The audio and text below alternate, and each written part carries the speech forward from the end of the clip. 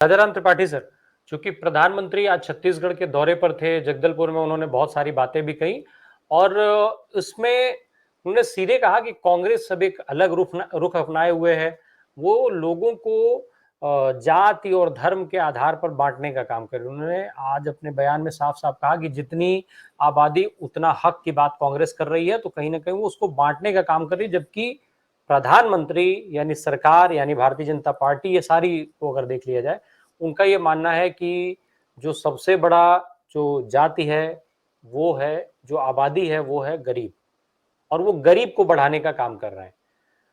ऐसे में अगर प्रधानमंत्री के इस बयान को देखा जाए तो भाई बात सही है कि भारत में गरीबी एक बड़ी समस्या है, एक बड़ा तबका जो है वो गरीबी रेखा के नीचे आता है, गरीब कहलाता है और तमाम चीजें।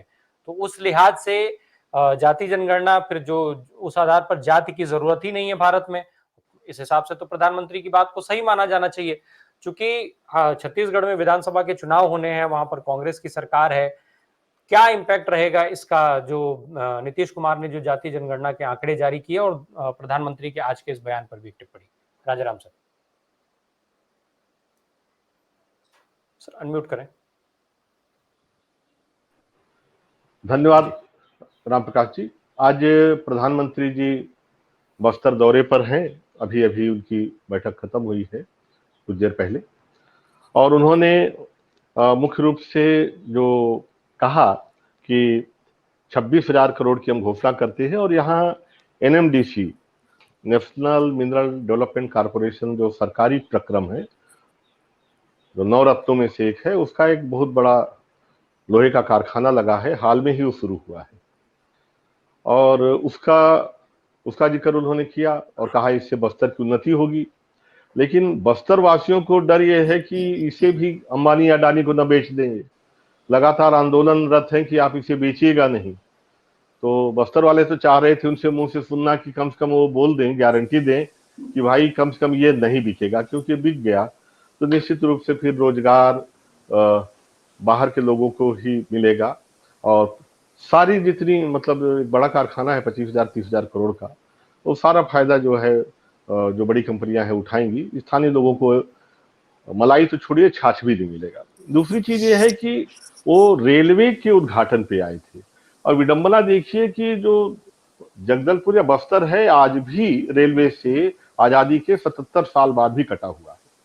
अब राजनीतिक बेशर्मी आप देखिए कि जो क्षेत्र बस्तर जो क्षेत्र है, बस्तर दंडकारण्य क्षेत्र जिसमें आप 6 जिले बना लिए, लेकिन एक ही जिला था, वो लगभग 64,000 वर्ग किलोमीटर लंबा, यानी विश्व के 22 देशों से बड़ा क्षेत्र है और रेलवे की सुविधाओं से लगभग विहीन है। एकमात्र लाइन है विशाखापट्टनम से के लाइन, जो कि साल में आए दिन पहाड़ धसकने से बंद रहती है। और माननीय प्रधानमंत्री जी आए तो कुछ ऐसा संयोग बना, अभी बीच में बंद ही थी, वो लाइन भी बंद थी, पर कल परसों तक बंद थी। तो सवाल यह है कि रेल चल नहीं रही है, लाइन आपने दिया नहीं और सारे आप पोस्ट डेटेड चेक दे रहे हैं कि हम आएंगे तो फिर बना देंगे। पोस्ट डेटेड चेक ही है ये, जैसे महिला आरक्षण का है वो भी पोस्ट डेटेड चेक है।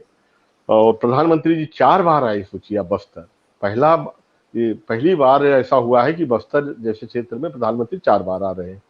तो कहीं न कहीं समझ में आता है कि आदिवासियों को ये जाहिर करें कि हमें आपकी चिंता है, लेकिन जनता जो देख समझ रही है उस पर मैं आऊँगा, क्योंकि जैसे आपने बताया कि नीतीश कुमार जी ने एक बड़ा अच्छा मुद्दा रखा। हालांकि यह मुद्दा अगर ख्याल हो तो पहले राहुल गांधी ने उठाया था, संसद में भी उठाया था, और इससे पहले भी आप रामप्रकाश जी आपने बताया ही कि जातीय जनगणना को लेकर मनोहर जब हमारे वो प्रधानमंत्री मनमोहन सिंह जी थे तब भी इससे कार्य हुआ था। तो छत्तीसगढ़ की अगर बात करें तो दिसंबर 2022 में ही पिछड़ा वर्ग को 27% आरक्षण देने का विधेयक पारित हो चुका है छत्तीसगढ़ में, चूंकि यहाँ 41% पिछड़े हैं। तो यहाँ पे भी उस समीकरण को लेके आगे बढ़ रहे हैं और ये कोई नया मुद्दा वैसे नहीं था, लेकिन आज के परिप्रेक्ष्य में बड़ा हो गया, क्योंकि लोहिया भी एक कहते थे मतलब पिछड़े पावे 100 में 60, वो नारा बड़ा 60 के दशक में बड़ा प्रचलित हुआ था। और फिर बार बार कहते थे भाई जिसकी जितनी आबादी उसकी इतनी हिस्सेदारी, ये भी होता था। तो ये जो सामाजिक विषमता है बहुत अच्छा विश्लेषण किया था इससे पहले भाई सुनील कुमार जी ने। तो इस सामाजिक विषमता को दूर करने के लिए सामाजिक न्याय की अगर बात करेंगे तो केवल बात करने से नहीं होगा, उसके लिए हमें एक रणनीति बनानी होगी। तो किसकी कितनी हिस्सेदारी है यह तो जरूरी है, और ये मुद्दा भारी पड़ रहा है भाजपा के लिए, क्योंकि 2 सीट से स्पष्ट बहुमत तक जिस रास्ते पे चल के वो आई है वो रहा हिंदू वोटों के ध्रुवीकरण का। वो जो रास्ता है वो इससे बंद होता दिख रहा है, क्योंकि ये वोटों के पोलराइजेशन की बात करें तो एक बड़ा प्रतिशत ये है, और जब सीधे सीधे किसी समूह, वर्ग, समुदाय के फायदे की बात होती है तो बाकी चीजें गौड़ हो जाती है। हम आप देख भी रहे हैं, तो ये वास्तव में इस अगले चुनाव में बड़ा मुद्दा होगा। छत्तीसगढ़ के नजरिए से देखें तो ऑलरेडी छत्तीसगढ़ में पिछड़ों को लेके लगातार ये पिछले 5 साल भूपेश बघेल सक्रिय रहे। उन्होंने नब्ज को पकड़ते हुए 27% की विधेयक भी पारित किया है, और कहीं अगर गाड़ी अटक रही है तो केंद्र के अटकाए ही अटक रही है, मेरा मानना है।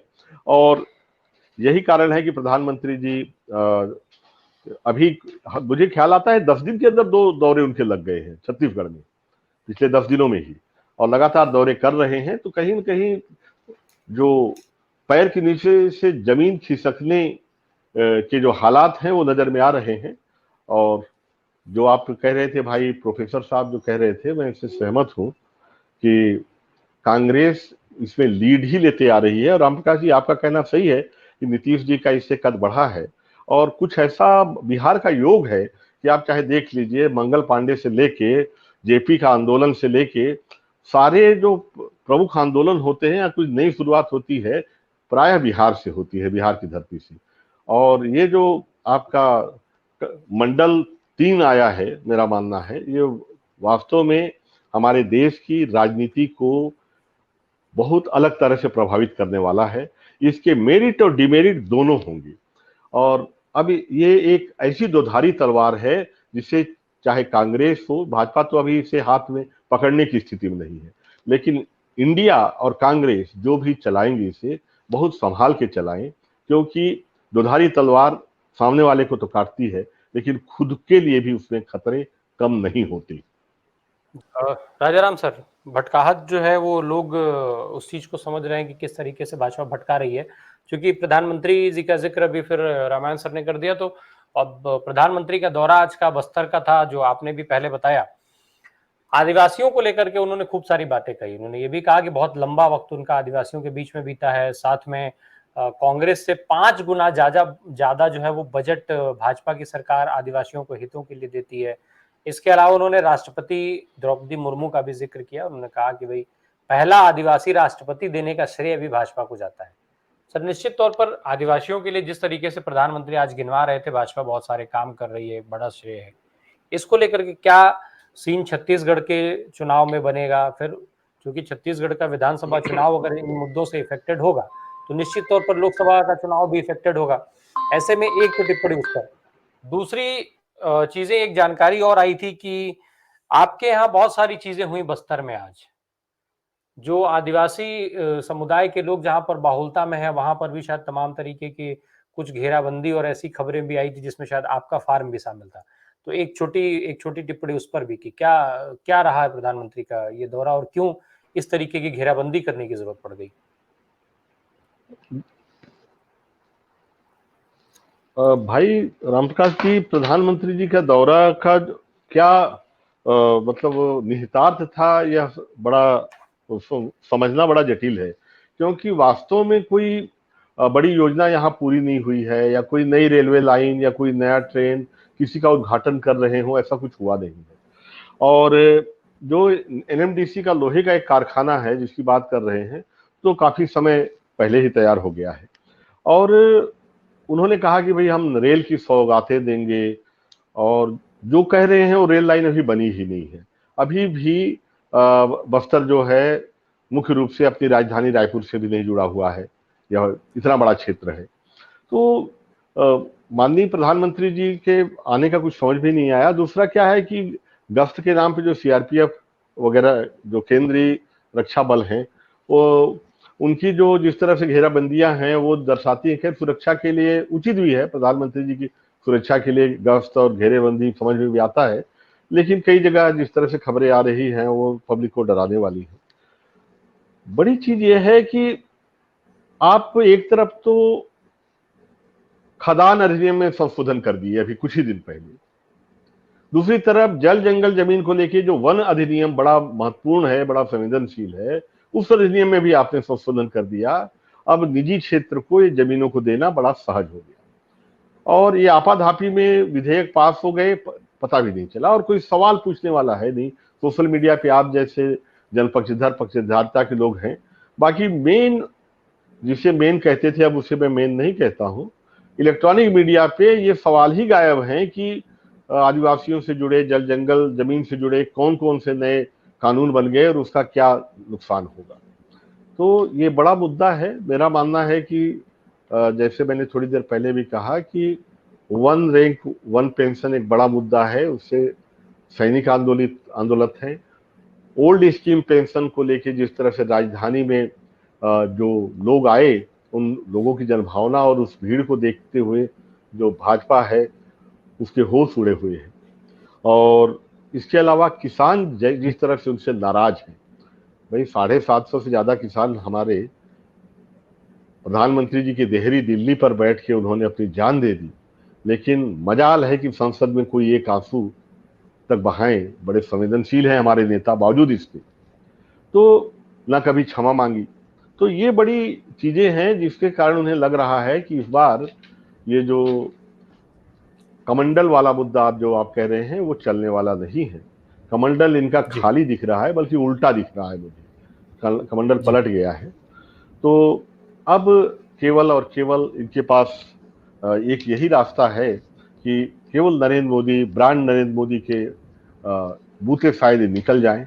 और यही कारण है कि प्रधानमंत्री जी अतिरिक्त मेहनत कर रहे हैं। 10 दिन के अंदर छत्तीसगढ़ में 2 दौरे कर रहे हैं और आज पूरा का पूरा बस्तर बंद रखा गया था। पहली बार ऐसा है कि प्रधानमंत्री का दौरा हो और पूरा वो क्षेत्र जो है पूरा का पूरा बंद, और केवल इसलिए क्योंकि जिस तरह से सार्वजनिक उपक्रमों को राम प्रकाश भाई इन्होंने निजी क्षेत्रों को दिया है, उसको देखते बस्तर को बड़ा डर है कि हालांकि इन्होंने मंच से कहा कि बस्तर का है, आप लोगों का है, ये आप लोगों की है, लेकिन ऐसा तो बाकी चीजों के लिए भी कहा गया था, लेकिन बेच तो दिया गया। तो वो बड़ा डर है राम प्रकाश जी।